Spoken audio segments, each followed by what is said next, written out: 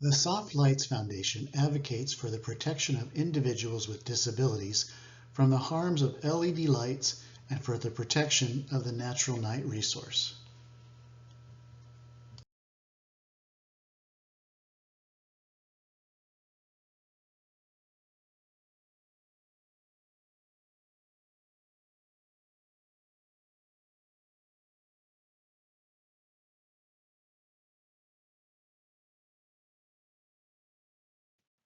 Over 70,000 individuals have signed the Soft Lights Foundation petition to ban blinding headlights. No automaker has petitioned NHTSA for authorization to manufacture vehicles with LED headlamp technology. NHTSA has not updated FM VSS 108 to set limits on luminance, spectral power distribution, or pulse width modulation. FM VSS 108 table XIX-A has no limits on intensity for most of the area in front of the headlamp. The dashed lines in the table mean that the intensity is unlimited. NHTSA standards set limits on luminous intensity, which is related to the light that falls onto the roadway. NHTSA has no regulations for the light that is viewed directly by oncoming drivers or pedestrians. The human eye has a biconvex lens that recreates the source intensity on the retina. The metric for the source intensity is called luminance and is measured in candela per square meter, or nit. Despite the extreme intensity of the light emitted by LED headlamps, NHTSA has not set any limits on luminance. Jamie Truce suffers non-epileptic seizures when exposed to LED headlights. Ms. Truce spent 3 days in the Cleveland Clinic under medical supervision of a team of doctors. When Ms. Truce was exposed to a halogen headlamp, there was no reaction. When Ms. Truce was exposed to an LED headlamp, she was unable to speak because she suffered a non-epileptic seizure. She is no longer able to drive to work or drive for work because of LED headlamps. This graph from the Governor's Highway Safety Association shows a drastic increase in pedestrian deaths at night from 2010 to 2021. This dramatic increase in pedestrian deaths only at night coincides with the switch to LED headlamp technology. NHTSA has performed no studies on the impacts of glare from LED headlamps. Here are 2 of thousands of comments submitted on the Ban Blinding Headlights and Save Lives petition. Nothing really caps off a long, tiring day quite like being blinded 3 separate times on your drive home from work. You want to rest? Let's put you through the gauntlet. See if you live to see your bed, if you can see at all.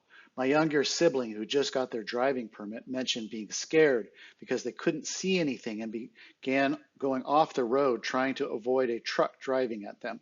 If my younger sibling dies or gets injured over these stupid lights, I will make sure hell reaches the people who make and drive these godforsaken cars. Camille.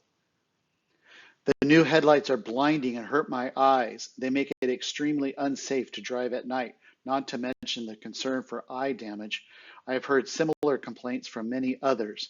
It is absurd that such a product is allowed on the market. Gabby.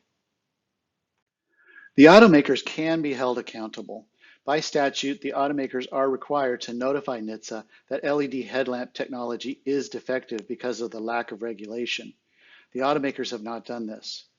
49 U.S.C. 30118C1 says, a manufacturer of a motor vehicle or replacement equipment shall notify the Secretary by certified mail or electronic mail and the owners, purchasers, and dealers of the vehicle or equipment as provided in Section 30119D of this section. If the manufacturer learns the vehicle or equipment contains a defect and decides in good faith that the defect is related to motor vehicle safety. The Soft Lights Foundation has presented thousands of comments showing that LED headlamp technology is defective, and yet the automakers have not reported this to NHTSA. No automaker has petitioned NHTSA for authorization to manufacture vehicles with LED technology. As a result, NHTSA has not tested or evaluated LED headlamps and has not published performance standards for luminance, spectral power distribution, or pulse width modulation. Without the required performance standards, LED headlamps are too bright, too blue, and have digital flicker. The FDA is required to maintain a liaison with NHTSA to test and evaluate LED headlamps. 21 U.S. Code 360II Program of Control says the Secretary shall establish and carry out an electronic product radiation control program designed to protect the public health and safety from electronic product radiation. As a part of such a program, he shall consult and maintain a liaison with appropriate federal departments and agencies on techniques, equipment, and programs for testing and evaluating electronic product radiation and the development of performance standards pursuant to Section 360KK of this title to control such radiation emissions. The fix for the LED headlamp catastrophe is regulatory. How to fix the headlamps? 1. Each automaker must petition NHTSA for permission to manufacture vehicles with LED headlamp technology. 2.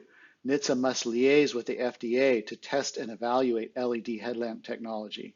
3. NHTSA must publish performance standards in FMVSS 108 to set limits on luminance, spectral power distribution, and pulse width modulation. 4. Performance standards must ensure photobiological safety, neurological safety, psychological safety, hormonal safety, physical safety, and comfort.